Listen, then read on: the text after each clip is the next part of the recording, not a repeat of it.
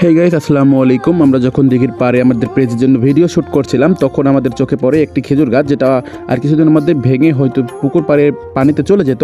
কিন্তু আমরা তার আগেই এটা খাওয়ার চিন্তা ভাবনা করলাম যে এটা খেয়ে ফেলি, তাও কাজে লাগবে, নষ্ট হয়ে যাচ্ছে, পানিতে পচে যাওয়াচ্ছে।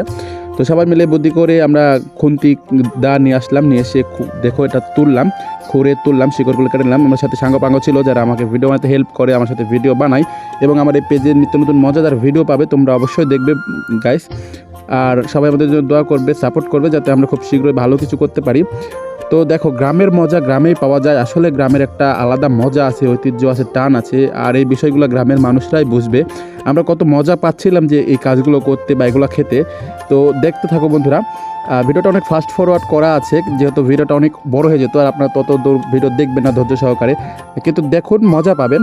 দেখুন কত আসলে কষ্ট হচ্ছিল এটা কাটতে, তবুও মজা গাইস, এটার মজাই আসলে আলাদা। যারা গ্রামে বাস করে বা যারা গ্রামে এসব করেছে ছোটোবেলায় বা খেয়েছে, তারাই আসলে মজা পাবে। এটাকে বলে মাথি বা মগচি। গাছের নরম অংশটা খুব মিষ্টি এবং নরম হয়, তো খেয়েও মজা পাওয়া যায় গাইস।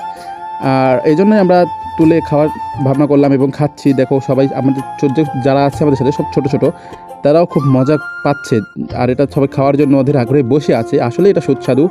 দেখো দেখো গাইস, আমরা কত কষ্ট করে এই জিনিসটা বের করেছি, জাস্ট সামান্য একটু অংশ পাবো খাওয়ার জন্য, একটু হয়তো বা কিছু অংশই সবাই মিলে ভাগ করলে পাবো, খেতে পারবো। দেখো মনে হচ্ছে আমরা ট্রফি জিতে গেছি, ওয়ার্ল্ড কাপ ট্রফি জিতে গেছি, সেই রকম একটা উচ্ছ্বাস আমাদের মধ্যে। আসলেই দেখো সবাই অলরেডি কাড়াকাড়ি শুরু করে দিয়েছে আমার হাতের মধ্যেই। যারা খাবে ওরা সবাই কখন থেকে বসে আছে, প্রায় আধা ঘন্টার মতো সময় লেগেছে একটা জিনিস প্রসেস করতে। আশা করি ভিডিও দেখে আপনাদের ভালো লাগলো। আসলে গ্রামের জিনিস দেখে ভালোই লাগে বা এগুলো করতেও ভালো লাগে। আশা করি আমরা আপনাদের কাছ থেকে সাপোর্ট পাবো, ভালোবাসা পাবো। আমাদের এই যাত্রা পেজের যাত্রায় ছোটো ছোটো ছেলেমেয়ের ভিডিও বানাই, আমার পেজে ঢুকে আপনারা দেখতে পারেন, আমাকে ফলো করে রাখতে পারেন। আশা করি ফানি ভিডিও দিব আপনাদের জন্য। ভিডিওটা এমনিতেই অনেক বড় হয়ে গেছি, আর আমি ওভাবে ক্যামেরা থেকে সে বা ফোনে এসে ভয়েস ওভার করতে পারি না, কথা বলি না। যা করি সরাসরি ফানি ভিডিওগুলো সরাসরি করতে হয়।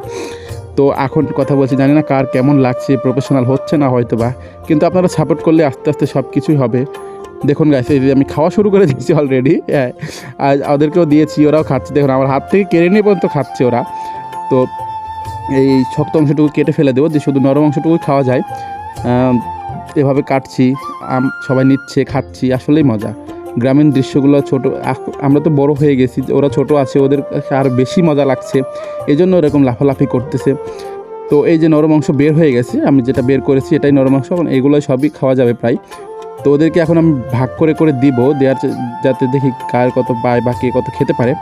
যদিও বেশি হয়নি, গাছটা ছোট, অনেকই ছোট গাছ, আর খুব অল্প পেয়ে গেছে, আমরা মানুষও ছিলাম অনেকজন, তো ওদেরকেই বেশি দিতে হবে। ওরা ছোট, ওরা আমার সাথে থাকে, ভিডিও করে, এই বিষয়গুলো খুবই ভালো লাগে গাইস।